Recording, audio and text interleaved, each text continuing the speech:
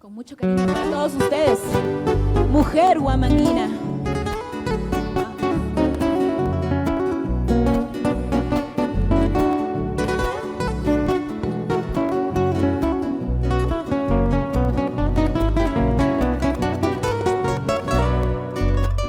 Yo te recuerdo, mujer combativa, siempre altiva, mujer luchadora, siempre impetuosa, mujer huamanguina.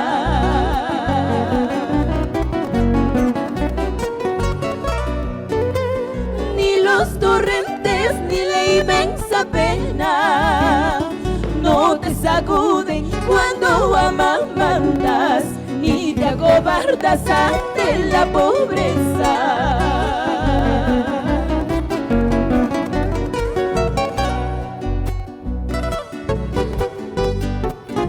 Dichosas por abrir este hermoso camino en nuestros corazones. Dichosas de seguir tu legado, eternamente tu dúo, Flores de Huamanga, de Carlos Falconi. De tu pecho brotan notas que remecen mil firmamentos, que inmensa tú eres, mujer huamanguina, tierna amante eres.